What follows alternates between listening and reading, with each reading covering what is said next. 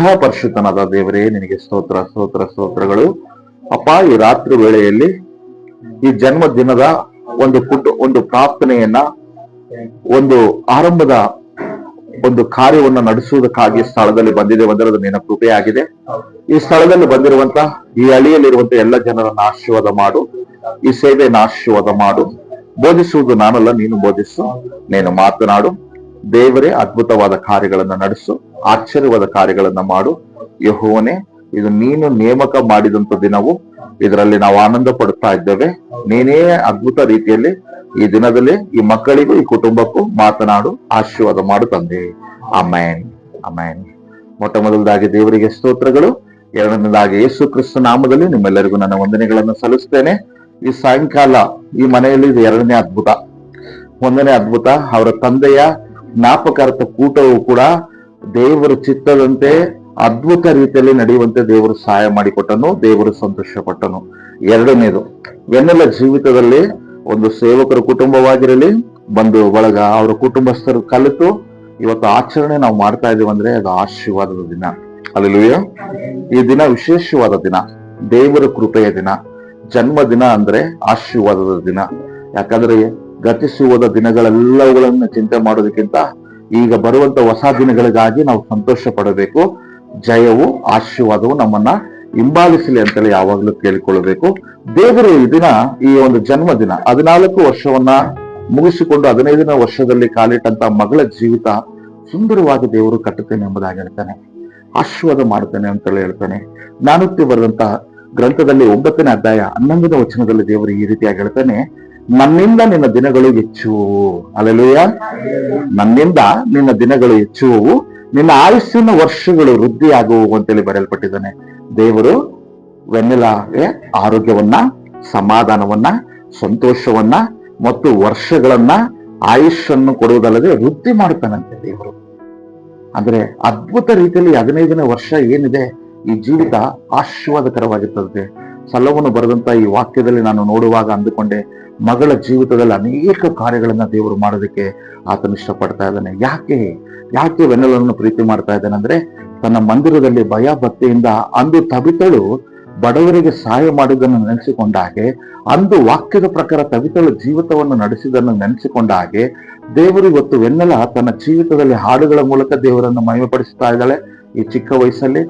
ಎರಡನೇದಾಗಿ, ಮಂದಿರದಲ್ಲಿರುವ ಕೆಲಸಗಳಲ್ಲಿ ಅಹಂಕಾರವಿಲ್ಲದೆ, ಸೊಕ್ಕಿಲ್ಲದೆ, ಪ್ರತಿಯೊಂದು ಕೆಲಸಗಳಲ್ಲಿ ನನ್ನದು, ಇದು ನನ್ನ ಮನೆ, ನನ್ನ ದೇವರ ಮನೆ ಅಂತೇಳಿ ಯಾವಾಗ ಅಂಗಳದಲ್ಲಿ ಕೆಲಸ ಮಾಡ್ತಾ ಇದ್ದಾಳೋ, ದೇವರ ಪ್ರಸನ್ನತೆ ಆ ಮಗಳನ್ನ ಕಾದು ಕಾಪಾಡ್ತದೆ ಅಂತೇಳಿ ಈ ವಾಕ್ಯ ಹೇಳ್ತಾ ಇದೆ.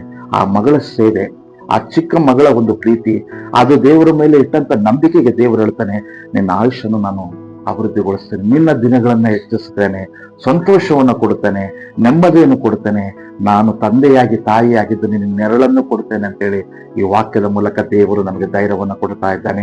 ಎರಡನೇ ವಾಕ್ಯ ಏನ್ ಹೇಳ್ತಾನೆ ಗೊತ್ತಾ ದೇವರು? ಯೆಶಾಯನ ಗ್ರಂಥದಲ್ಲಿ 54ನೇ ಅಧ್ಯಾಯ 10ನೇ ವಚನದಲ್ಲಿ ಹೇಳ್ತದೆ. ಯೆಶಾಯನ ಗ್ರಂಥ 54 10ನೇ ವಚನದಲ್ಲಿ ಹೇಳ್ತಾನೆ, ಬೆಟ್ಟಗಳು ಸ್ಥಳ ಬಿಟ್ಟು ಹೋದಾವು, ಗುಡ್ಡಗಳು ಕದಲ್ಯಾವು, ಆದ್ರೆ ನನ್ನ ಕೃಪೆಯು ನಿನ್ನನ್ನು ಬಿಟ್ಟು ಹೋಗದು. ಹಲ್ಲೆಲೂಯಾ. ಬೆಟ್ಟಗಳು ಕದಲಿ ಹೋಗ್ತಾವಂತೆ, ಗುಡ್ಡಗಳು ಕದಲಿ ಹೋಗ್ತಾವಂತೆ. ಆತನ ಕೃಪೆ ವೆನ್ನೆಲ ಮೇಲೆ ಆಗಿರಲಿ, ಅವರ ಕುಟುಂಬದ ಮೇಲೆ ಆಗಿರಲಿ, ತನ್ನ ಭಕ್ತರ ಮೇಲೆ ಯಾವಾಗಲೂ ಬಿಟ್ಟು ಹೋಗದಂತೆ ಆತನ ಕೃಪೆ ಇರ್ತದೆ ಅಂತೇಳಿ ವೆನ್ನೆಲ ಧೈರ್ಯವಾಗಿರಬೇಕು. ಯಾಕಂದ್ರೆ ಭುಜದ ಮೇಲೆ ಕೈ ಹಾಕಿಕೊಂಡು, ನಾನು ತಂದೆ ಸ್ಥಾನದಲ್ಲಿ ನಿಂತುಕೊಳ್ತೇನೆ, ನಾನು ತಾಯಿಯ ಸ್ಥಾನದಲ್ಲಿ ನಿಂತುಕೊಳ್ತೇನೆ, ನಾನು ನಿನ್ನ ಆಶೀರ್ವಾದಗಳನ್ನ ಮಾಡುತ್ತೇನೆ, ನಾನು ನಿನ್ನ ಕಣ್ಣೀರುಗಳನ್ನ ಒರೆಸುತ್ತೇನೆ, ಇನ್ನು ಮುಂದೆ ಭಯಪಡಬೇಡ ಮಗಳೇ ಅಂತೇಳಿ ದೇವರು ಹೇಳ್ತಾ ಇದ್ದಾನೆ. ಬೆಟ್ಟಗಳು ಸ್ಥಳ ಬಿಟ್ಟು ಹೋದಾವು, ಗುಡ್ಡಗಳು ಕದಲಿ ಹೋದಾವು, ಆದರೆ ನನ್ನ ಕೃಪೆಯು ನಿನ್ನನ್ನು ಬಿಟ್ಟು ಹೋಗದು ಅಂತೇಳಿ 54 10ನೇ ವಚನದಲ್ಲಿ ದೇವರ ವಾಗ್ದಾನವನ್ನ ಕೊಡ್ತಾ ಇದ್ದಾನೆ. ಇನ್ನು ಮುಂದೆ ಈ SSLC ಪರೀಕ್ಷೆಗಳಲ್ಲಿ ಆತನ ಕೃಪೆಯಿಂದ ಜನರು ಸಂತೋಷ ಪಡುವ ರೀತಿಯಲ್ಲಿ ಅದ್ಭುತವಾದ ಅಂಕಗಳನ್ನ ದೇವರು ಕೊಡ್ತಾ ಇದ್ದಾನೆ. ದೇವರು ಆ ಶಾಲೆಯಲ್ಲಿ ಎಲ್ಲರೂ ಮೆಚ್ಚಿಕೊಳ್ಳುವಂತ ಸ್ಥಿತಿಯಲ್ಲಿ, ಮಂದಿರದಲ್ಲಿರುವಂತ ಸೇವಕನು ಮತ್ತು ಅಲ್ಲಿರುವಂತ ಜನರು, ಭಕ್ತರೆಲ್ಲರೂ ಕೃಪೆಯನ್ನ ಹೊಂದಿಕೊಂಡ ಮಗಳು ಅಂತೇಳಿ ಸಾಕ್ಷಿಗಳನ್ನ ಈ 2026ರಲ್ಲಿ ಈ ನೂತನವಾದ ಜನ್ಮ ದಿನದಲ್ಲಿ ಆಶೀರ್ವಾದಕರವಾಗಿ ಆ ಮಗಳು ಹೊಂದಿಕೊಳ್ಳುವಂಥದ್ದನ್ನು ನಾವು ನೋಡ್ತಾ ಇದೀವಿ. ಕೃಪೆ ಇದೆ ಅಂತ ದೇವರದು. ಆತನ ನೆರಳು ನಿಮ್ಮ ಮನೆ ಮೇಲೆ ಇದೆ, ಆತನ ಪ್ರಸನ್ನತೆ ನಿಮ್ಮ ಮನೆಗಳ ಮೇಲೆ ಇದೆ. ಆ ಪ್ರಸನ್ನತೆ ಹೊಂದಿಕೊಳ್ಳಬೇಕಾದ್ರೆ ನಾನು ಅದಕ್ಕೆ ಯಾವಾಗಲೂ ಹೇಳ್ತೇನೆ, ಪ್ರಾರ್ಥನೆ ಮಾಡುವ ಮನೆಗಳಿಗೆ ಬೆಳಕಿರ್ತದೆ. ಪ್ರಾರ್ಥನೆ ಮಾಡುವ ಮನೆಗಳಿಗೆ ದೇವರು ಅಧೈರ್ಯವನ್ನು ಕೊಡದೆ ಧೈರ್ಯವನ್ನು ಕೊಡ್ತಾನೆ. ಪ್ರಾರ್ಥನೆ ಮಾಡುವ ಮನೆಗಳಿಗೆ ದೇವರು ತಂದೆ ಸ್ಥಾನದಲ್ಲಿ ಯಜಮಾನನಾಗಿದ್ದು ನಾನಿದ್ದೇನೆ ಅಂತ ಹೇಳ್ತಾನಂತೆ. ಈ ವಾಕ್ಯದಲ್ಲಿ ಅದನ್ನೇ ಹೇಳಿದನು, ಈ ವಾಕ್ಯದಲ್ಲಿ ಅದನ್ನೇ ಮಾತನಾಡಿ ಹೇಳ್ತಾ ಇದ್ದಾನೆ. ಎಲ್ಲವೂ ನಾಶವಾಗಿ ಹೋಗ್ಬೋದು, ನನ್ನನ್ನು ಪ್ರಾರ್ಥಿಸುವ ಮಕ್ಕಳು ಎಂದಿಗೂ ನಿತ್ಯ ಜೀವ ಹೊಂದಿಕೊಳ್ತಾರೆ. ನನ್ನನ್ನು ಪ್ರಾರ್ಥಿಸುವ ಮಕ್ಕಳಿಗೆ ನಾನು ಕಾಲು ಕಲ್ಲಿಗೆ ತೆಗೆದಂತೆ ಕಾಪಾಡುತ್ತೇನೆ. ನನ್ನನ್ನು ಹುಡುಕುವವರಿಗೆ ನಾನು ಏನು ಬೇಕಾದರೂ ಮಾಡುತ್ತೇನೆ. ಭೂಮಿಯು ಕದಲಿದರನು, ಪ್ರಪಂಚವು ಮುಳುಗಿ ಹೋದರನು, ಜಲಪ್ರಳಯಗಳಾದರನು ಕರ್ತನು ಎಲ್ಲಿರ್ತಾನೋ ಅಲ್ಲಿ ನಾವಿರ್ತೇವೆ. ಅಲ್ಲೂಯ್ಯ. ಇವತ್ತು ಹೇಳ್ತದನು, ಎನ್ನಲೆಗೆ ನಾನೇ ನಿನಗೆ ಒಂದು ದೊಡ್ಡದಾದಂತ ಕವಚವನ್ನು ಹಾಕಿದ್ದೇನೆ, ದೇವದೂತರ ಸೈನ್ಯವನ್ನು ನಾನು ಇಳಿಸಿದ್ದೇನೆ. ನೀನು ಭಯಪಡಬೇಡ, ನನ್ನ ಮೇಲೆ ನಂಬಿಕೆಯಿಂದ ನೀನು ಮುಂದೆ ಹೋಗ್ತಾ ಇರು. ನಾನು ನಿನ್ನ ಮುಂದೆ ನಡ್ಕೊಂಡು ಹೋಗಿ ನಿನ್ನ ಜೀವಿತದಲ್ಲಿ ನಾನು ಆಶೀರ್ವಾದ ಮಾಡ್ತೇನೆ. ನನ್ನ ಕೃಪೆ ನಿನ್ನ ಹತ್ರನೇ ಇದೆ. ಇವತ್ತಿನಿಂದ ನನ್ನ ಕೃಪೆ ಇನ್ನೂ ವೇಗವಾಗಿ ನೀನು ಕರೆದ್ರೆ ಸಾಕು, ನಾನು ಉತ್ತರ ಕೊಡಕ್ಕೆ ರೆಡಿ ಇದ್ದೀನಿ ಅಂತ ಹೇಳ್ತಾ ಇದ್ದಾನೆ ದೇವರು. ಇದೇ ವಾಕ್ಯದಲ್ಲಿ ಹೇಳ್ತೇನೆ, ಸಮಾಧಾನದ ನನ್ನ ಒಪ್ಪಂದವು ಇದು. ಏನ್ ಮಾಡ್ತಾ ಇದ್ದಾನಂತ ಗೊತ್ತಾ? ಪ್ರಮಾಣ ಮಾಡ್ತಾ ಇದ್ದಾನಂತೆ. ನಾನು ಗಾಬರಿಯಿಂದ ಹೇಳ್ತಾ ಇಲ್ಲ, ದೇವರು ಹೇಳ್ತಾ ನಾನು ಗಾಬರಿಯಿಂದ, ಕಳವಳದಿಂದ, ಆತುರದಿಂದ ನಿನಗೆ ಮಾತು ಕೊಡ್ತಾ ಇಲ್ಲ. ಶಾಂತ ಮನಸ್ಸಿನಿಂದ ನೀನು ನನ್ನ ಮಗಳಂತ ಒಪ್ಪಿಕೊಂಡಿದ್ದೇನೆ. ಶಾಂತ ಮನಸ್ಸಿನಿಂದ ನಿನ್ನ ಕುಟುಂಬವನ್ನು ನಾನು ಒಪ್ಪಿಕೊಂಡಿದ್ದೇನೆ. ಇವತ್ತು ನಿನ್ನ ಮನೆಗೆ ನಾನು ವಾಗ್ದಾನ ಕೊಡ್ತಾ ಇದ್ದೇನೆ, ಸಮಾಧಾನದ ಒಪ್ಪಂದ. ನಾನು ನಿನಗೆ ಕೈ ಬಿಡುವುದಿಲ್ಲ, ನಾನು ನನ್ನ ಕೃಪೆ ನಿನ್ನ ಮನೆಯನ್ನು ಬಿಟ್ಟು ದೂರ ಹೋಗುವುದಿಲ್ಲ ಅಂತೇಳಿ ಆತನು ಒಂದು ವಾಗ್ದಾನವನ್ನು ಕೊಡುವುದಲ್ಲದೆ ನಿನ್ನನ್ನು ಕರುಣಿಸುವ ಯೆಹೋವನು ಅನ್ನುತ್ತಾನೆ. ನಾನೇ ಹೇಳ್ತಾ ಇರೋದು, ನಿನ್ನನ್ನು ಕರುಣಿಸುವವನೇ ಹೇಳ್ತಾ ಇರೋದು. ನಿನ್ನ ಬಿಟ್ಟು ಹೋಗಲ್ಲ, ನಿನ್ನ ಕುಟುಂಬ ಬಿಟ್ಟು ಹೋಗಲ್ಲ. ನಿನ್ನ ಕುಟುಂಬದಲ್ಲಿ ನಾನು ಶಾಶ್ವತವಾಗಿ ನೆಲೆಯಾಗಿರ್ತೇನೆ. ನಿನ್ನ ಬದುಕಿನಲ್ಲಿ ಶಾಶ್ವತವಾಗಿ ನೆಲೆಯಾಗಿರ್ತಾನೆ. ಭಯಪಡದ್ದು ಅಂತ ಹೇಳ್ತಾ ಇದ್ದಾನೆ. ಧೈರ್ಯವಾಗಿರುವಂತ ಹೇಳ್ತಾ ಇದ್ದಾನೆ. ದೇವರು ಹೇಳ್ತಾನೆ, ಈ ಲೋಕದಲ್ಲಿ ದೇವರ ಮಕ್ಕಳು ಯಾವಾಗಲೂ ಬೆಟ್ಟ ಗುಡ್ಡಗಳಿಗಿಂತ ಶ್ರೇಷ್ಠರಾಗಿದ್ದಾರೆ. ಇದನ್ನ ನಾವು ಯಾವತ್ತೂ ಮರಿಬಾರ್ದು. ಅದಕ್ಕೆ ಹೇಳ್ತಾನೆ, ಕರೆದಾತನು ನಂಬಿಗಸ್ತನುರಿ, ಕರೆದಾತನು ವಿಶ್ವಾಸ ಪರನುರಿ. ನಿನ್ನ ಕಣ್ಣೀರು, ನಿನ್ನ ದುಃಖ, ನಿನ್ನ ಸ್ಥಿತಿಗತಿಗಳನ್ನ ಬದಲಾಯಿಸುವ ದೇವರಾಗಿದ್ದಾನೆ ರೀ ಆತನ. ಅದಕ್ಕೆ ಹೇಳ್ತಾನೆ, ನಿನ್ನ ಆಯುಷ್ ದಿನಗಳನ್ನು ವೃದ್ಧಿಗೊಳಿಸಿದನೆಲ್ಲ ಧೈರ್ಯವಾಗಿರು ಅಂತ ಹೇಳ್ತಾನೆ. ನನ್ನ ಕೃಪೆ ನಿಮ್ಮ ಮೇಲೆ ಇದೆ, ಧೈರ್ಯವಾಗಿದೆ ಅಂತ ಹೇಳ್ತಾನೆ. ಕೃಪೆ ಅಂದ್ರೆ ಏನು? ಆಶೀರ್ವಾದ. ದೇವರ ಆಶೀರ್ವಾದ ಇತ್ತಂದ್ರೆ ಮನುಷ್ಯರನ್ನ ಭಯಪಡೋದು ಅವಶ್ಯಕತೆಗಳಿಲ್ಲ ಅಂತೆ. ಒಂದು ಬರ್ತ್ಡೇಯಲ್ಲಿ ಹಲವಾರು ಜನರು ಬಂದು ಗಿಫ್ಟ್ಗಳನ್ನ ಕೊಟ್ಟರುವಂತೆ. ಹಲವಾರು ಜನರು ಬಂದು ಬಹಳ ಬೆಲೆ ಉಳ್ಳಂತ ಉಡುಗೊರೆಗಳನ್ನು ಕೊಟ್ಟರಂತೆ. ಅದಕ್ಕಿಂತ ಉಡುಗೊರೆ ಯಾರು ಮೊದಲು ಕೊಟ್ಟಿದ್ದು ಗೊತ್ತಾ? ಏಸಪ್ಪ. ಏನ್ ಗೊತ್ತಾ? ನಾವು ಮನುಷ್ಯರು ವಸ್ತುಗಳನ್ನು ಕೊಡ್ತೇವೆ, ಆದ್ರೆ ದೇವರು ನಮ್ಮ ಪ್ರಾಣವನ್ನ 365 ದಿನ ಕಾಪಾಡ್ತಾನ್ರಿ. ಆತನ ಕೊಡುವಂತ ಗಿಫ್ಟ್ ಇದೆಲ್ಲ, ಅದು ಶ್ರೇಷ್ಠಕರವಾದದ್ದು, ಅಮೂಲ್ಯವಾದದ್ದು ಅಂತೆ. ಮಗಳು ನೋಡ್ರಿ, ಇವತ್ತು ಹೊಸ ಜೀವಿತಕ್ಕೆ ಕಾಲಿಟ್ಟಿದ್ದಾಳಂದ್ರೆ ಆತನ ಪ್ರಸನ್ನತೆ ಈ ಮಗಳ ಮೇಲಿದೆ, ಇವರ ಮನೆಯಲ್ಲಿದೆ, ಇವರ ಕುಟುಂಬದಲ್ಲಿದೆ. ಮಗಳಿಗೆ ನಾನು ಯಾವತ್ತೂ ಒಂದೇ ಹೇಳ್ತೇನೆ, ತಂದೆ ತಾಯಿಗಳಿಗೆ ಗೌರವ ತರುವಂತೆ ಬದುಕು. ತಂದೆ ತಾಯಿಗಳಿಗೆ ಸನ್ಮಾನಿಸು, ಅಕ್ಕಂದರಿಗೆ ಸನ್ಮಾನಿಸು. ಅಣ್ಣನ ಗೌರವಕ್ಕೆ ಧಕ್ಕೆ ತರದಂತೆ ವಿಧೇಯರಾಗಿ ನೀನು ಬದುಕು. ಎಲ್ಲರನ್ನ ಕ್ಷಮಿಸು, ಎಲ್ಲರನ್ನ ಪ್ರಾರ್ಥಿಸು, ಎಲ್ಲರ ಕುಟುಂಬದ ಹೇಳಿಕೆಗಾಗಿ ಪ್ರಾರ್ಥಿಸು. ಅವರು ಏನು ಹೇಳಿದರೂ ಕೂಡ ತಂದೆ ಸ್ಥಾನದಲ್ಲಿರುವವರಂತೇಳಿ ಪ್ರಭುನ ಎಲ್ಲರನ್ನ ನೀನು ವಿಶ್ವಾಸಕ್ಕೆ ತೆಗೆದುಕೋ. ವಾಕ್ಯಗಳ ಮೇಲೆ ಆಧಾರಗೊಂಡು ಜೀವನ ಮಾಡು. ನಿನ್ನ ಜೀವಿತದಲ್ಲಿ ಯಾರಿದ್ದಾರೆ ಗೊತ್ತಾ? ದೇವರು ನಿನ್ನ ನೆರಳಾಗಿ ನಿಂತುಕೊಂಡಿದ್ದಾನೆ. ಆತನು ಹೇಳ್ತಾ ಇದ್ದಾನೆ, ಮಗಳೇ, ಕುಟುಂಬಕ್ಕೂ ಮಂದಿರಕ್ಕೂ ಜನರಿಗೂ ನೀನು ಸಾಕ್ಷಿಯಾಗಿರು. ನಿನ್ನ ಜೀವಿತದಲ್ಲಿ ನಾನು ಒಂದು ಕ್ಷಣ ಬಿಡದಂತೆ ಕಾಪಾಡುತ್ತೇನೆ ಅಂತ ಹೇಳ್ತಾನೆ. ಅಲ್ಲೂಯ್ಯ. ಅದಕ್ಕೆ ಮಾರ್ತಾ ಮರಿಯಳು ಯೋಹಾನ ಬರೆದ ಸುವಾರ್ತೆಯಲ್ಲಿ ಹೇಳ್ತಾರೆ, ಅಪ್ಪ ನೀನ್ ಇದ್ದಿದ್ರೆ ಚೆನ್ನಾಗಿತ್ತು, ಲಾಜರ್ ಇರ್ತಾ ಇದ್ದ ಅಂತ ಅಂದ್ರಂತೆ. ಯಾಕೆ ಹೇಳಿದ್ರು ನನಗೆ ಇವತ್ತು ಗೊತ್ತಿಲ್ಲ. ಆತ ಇದ್ದು ಮನೆಯಲ್ಲಿ ಯಾವತ್ತೂ ಶಾಪನೆ ಇರಲ್ಲ ರೀ. ಆತ ಇದ್ದು ಮನೆಯಲ್ಲಿ ಸಂತೋಷ. ಮಾತು ಕೊಟ್ಟ ದೇವರು 4 ದಿನದ ಆ ಸಮಾಧಿ ಒಳಗಡೆ ಇರುವವನು ಎಬ್ಬಿಸಿ ಆ ಮನೆಗೆ ಯಾವತ್ತಿನ ಶಾಪನೆ ಇಲ್ಲ ಅಂತಾರೆ. ಪ್ರತಿದಿನ ಕೃತಜ್ಞತೆ ಅಂತೆ. ಇವತ್ತು ಎನ್ನೆಲ್ಲ ಜೀವಿತದಲ್ಲಿ ಈ ವರ್ಷ ಆರಂಭ ಆಗ್ತಾ ಇದೆ. 365 ದಿನ ಯಾರನ್ನ ಆಳ್ತಾರೆ ಏನೋ. ಮಗಳು ಸ್ವಲ್ಪತ್ತಿಗೆ ಅಳವಿರೊಳಗಡೆ ಆನಂದದ ಆಶೀರ್ವಾದಗಳು, ಚಿಂತೆ ಇಲ್ಲ, ದುಃಖ ಇಲ್ಲ, ಬಾಧೆ ಇಲ್ಲ, ಎಲ್ಲರಿಗೆ ಬೆಳಕಾಗಿ ನೋಡುವಂತೆ ಮಾಡ್ತಾನೆ. ಮಗಳನ್ನು ನೋಡಿದ್ರೆ ಏನೋ ಒಂದು ಆನಂದ, ಸಂತೋಷ ಆಗ್ತಿ. ಇನ್ನು ಇತರರು ಹೊಂದಿಕೊಡುವಂತೆ ದೇವರ ಆಶೀರ್ವಾದ ಮಾಡ್ತಾನಂತೆ. ಕೊನೆಯದಾಗಿ ನಾನು ಹೇಳ್ತೇನೆ, ಇವತ್ತಿನ ವಾಕ್ಯದಲ್ಲಿ ನೀವು ತಿಳ್ಕೊಳ್ಬೇಕಾದದ್ದು, ನೀವು ಅರ್ಥ ಮಾಡಿಕೊಳ್ಬೇಕಾದಂತ ಅತಿ ಪ್ರಾಮುಖ್ಯವಾದದ್ದು ಏನಂತ ಹೇಳ್ತಾ ಇದ್ದಾನೆ ಗೊತ್ತಾ? ಕೀರ್ತನೆ 20ನೇ ಅಧ್ಯಾಯ 4ನೇ ವಚನ ನೋಡ್ರಿ. ದಾವೀದನು ಬರೆದ ಕೀರ್ತನೆ 20ನೇ ಅಧ್ಯಾಯ 4ನೇ ವಚನದಲ್ಲಿ ಹೇಳ್ತಾನೆ ನೋಡ್ರಿ, ಆತನು ನಿನ್ನ ಇಷ್ಟಾರ್ಥವನ್ನು ನೆರವೇರಿಸಲಿ, ನಿನ್ನ ಎಲ್ಲಾ ಸಂಕಲ್ಪಗಳನ್ನು ಸಫಲ ಮಾಡಲಿ ಅಂತ ದಾವೀದನು ಹೇಳ್ತಾ ಇದ್ದಾನೆ. ಇವತ್ತು ಎನ್ನೆಲ್ಲ ನಿನ್ನ ಕನಸುಗಳು ಏನೇನಿದೆ, ಈ ಮನೆಯವರೆಲ್ಲರೂ ಮಾಡುವಂತ ದೇವರು ಕಾರ್ಯ ಮಾಡ್ತಾನೆ. ಇವರು ಮಾಡ್ಲಿಲ್ಲ ಅಂದ್ರೂ ಕೂಡ ದೇವರು ಕೈ ಹಿಡಿದು ಮಾಡಿಸ್ತಾನೆ ನಿನ್ನ ಆಸೆಗಳನ್ನ. ಇವತ್ತು ಈ ಬರ್ತಡೇ ನಡೆಸಿರೋದು ದೇವರೇ. ಅವರ ಉದ್ದೇಶಗಳು ಏನಿತ್ತ ಗೊತ್ತಿಲ್ಲ, ಆದ್ರೆ ಅವರನ್ನ ಬದಲಾಯಿಸಿದ ಕೃಪೆ, ಅವರ ಹೃದಯದಲ್ಲಿ ನಿನ್ನ ಮೇಲೆ ಪ್ರೀತಿ ಬರುವಂತೆ ಮಾಡಿದ್ದು ದೇವರ ಕೃಪೆ.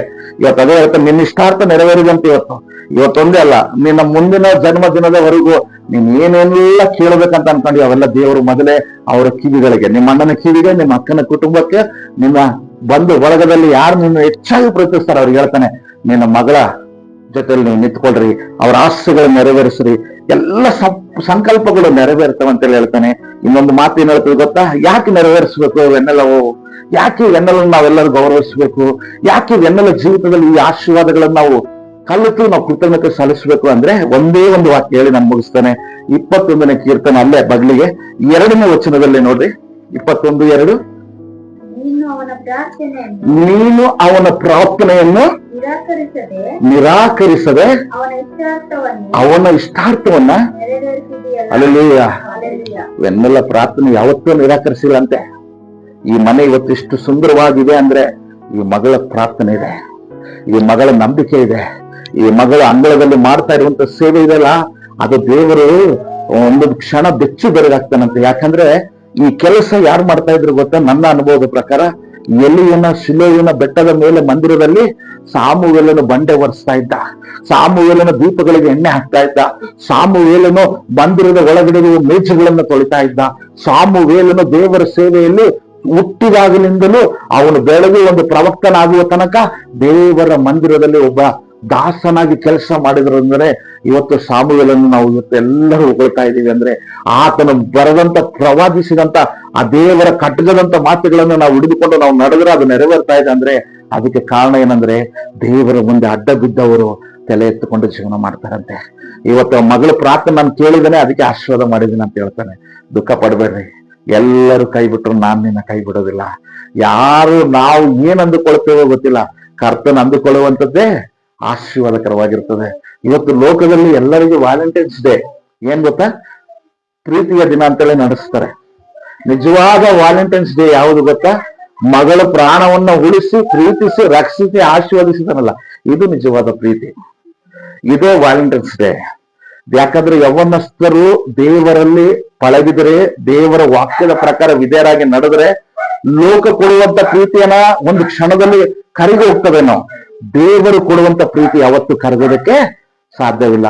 ಬೆಣ್ಣೆ ಕರಗಿದಾಗ ಈ ಲೋಕದಲ್ಲಿ ಪ್ರೀತಿ ಕ್ಷಣಿಕವಾದ ಬೆಣ್ಣೆ ಅಂತ ಕರಗಿ ಹೋಗ್ಬಿಡ್ತದೆ ಪ್ರೀತಿ. ಆದರೆ ದೇವರ ಪ್ರೀತಿ ಜೇನು ತುಪ್ಪದಂತೆ, ಎಷ್ಟು ನೀನು ಕಾಸಿದ್ರು ಕೂಡ ಅದರ ಬೆಲೆ, ಅದರ ರುಚಿ, ಅದರ ಒಂದು ಸಾರಾಂಶ ಯಾವತ್ತೂ ಕಡಿಮೆ ಆಗಲ್ಲಂತೆ. ಆಗ ದೇವರ ಆಶೀರ್ವಾದ ಈ ಮಗಳ ಮೇಲಿದಂತೆ. ಹಾಲು ಜೇನರಿವ ಕಾನಾನು ದೇಶದ ವಾಗ್ದಾನ ಏನಿದೆ, ಆ ವಾಗ್ದಾನದ ಪ್ರೀತಿಯ ದಿನ ಇವತ್ತು ನಿನ್ನ ಮಗಳು ಅನುಭವಿಸ್ತಾ ಇದ್ದಾಳೆ. ನೀವು ಸಂತೋಷ ಪಡಬೇಕು. ಈ ದಿನ ಆಶೀರ್ವಾದದ ದಿನ. ದುಃಖಗಳು ಸಮಾಪ್ತವಾಗ್ತದೆ, ಶಾಪಗಳು ಸಮಾಪ್ತವಾಗ್ತದೆ. ದೇವರಲ್ಲಿ ನಡೆದುಕೊಂಡ್ರೆ ಈಗ ನನ್ನ ಮಗ ಹೇಳಿದಲ್ಲ 21ರಲ್ಲಿ, ನಾನು ಆ ಮಗಳ ಮಾಡಿದ ಪ್ರಾರ್ಥನೆಗಳಿಂದಲೇ ತನ್ನ ಇಷ್ಟಾರ್ಥವನ್ನು ನೆರವೇರಿಸಿದ್ದೇನೆ. ಇಲ್ಲಿ ಯಾರೆಲ್ಲ ವಾಕ್ಯ ಕೇಳ್ತಾ ಇದ್ರೆ, ನಿಮ್ಮ ಆಸೆ ಏನಿದೆ, ನಿನ್ ಡ್ರೀಮ್ ಏನಿದೆ, ನಿನ್ನ ಕನಸು ಏನಿದೆ, ನಿನ್ನ ಜೀವಿತದಲ್ಲಿ ನನಗೂ ಇದಕ್ಕಿಂತ 200% ಆಶೀರ್ವಾದ ಬೇಕಂತ ನೀನ್ ಕೇಳ್ತಾ ಇದ್ರೆ ಪ್ರಾರ್ಥನೆ ಮಾಡು, ನಿನ್ನ ಇಷ್ಟಾರ್ಥ ನೆರವೇರಿಸ್ತಾನೆ. ಎಲ್ಲ ಹೇಳ್ಕೋ, ನಿಮ್ಮ ಅಪ್ಪ ನಿಮ್ಮ ಅಮ್ಮನಿಗೆ ಹೇಳಿ ನೀನು ಎಷ್ಟು ಮಟ್ಟಿಗೆ ಪ್ರೀತಿ ಮಾಡಿ ಹೇಳ್ತಾ ಇರ್ತೀವೋ ಅದಕ್ಕೆ 1000 ಪಟ್ಟು ದೇವರ ಹತ್ರ ಹೇಳಿ, ನನಗೆ ಇದು ಬೇಕಪ್ಪ, ನನಗೆ ಗಾಡಿ ಬೇಕಪ್ಪ, ನನಗೆ ಇದು ಬೇಕಪ್ಪ, ಇದು ಬೇಕು, ಇದು ಬೇಕು, ಇದು ಬೇಕು, ಇದು ರಾತ್ರಿ ಕೇಳ್ರಿ. ಬೆಳಗ್ಗೆ ತಟ್ಟಿಗೆ ನಿಮ್ಮ ಅಪ್ಪ ಕೊಡ್ತಾನೆ ಇಲ್ಲ ಗೊತ್ತಿಲ್ಲ, ಬೆಳಗ್ಗೆ ತಟ್ಟಿಗೆ ನಿಮ್ಮ ಅಮ್ಮ ಕೊಡ್ತಾಳೆ ಇಲ್ಲ ಗೊತ್ತಿಲ್ಲ, ಏಸಪ್ಪ ಕೊಡೋದಕ್ಕೆ ರೆಡಿ ಮಾಡ್ತಾನೆ. ಆದಷ್ಟು ಬೇಗ ನಿಮ್ಮ ಮನೆಗಳಲ್ಲಿ ಕೂಡ ಆಶೀರ್ವಾದಗಳು ಬರ್ತವೆ. ನಂಬ್ರಿ, ವಿಶ್ವಾಸ ಐತೆ. God bless you. ದೇವರು ನಿಮ್ಮನ್ನು ಆಶೀರ್ವಾದ ಮಾಡಲಿ. ಆಮೆನ್.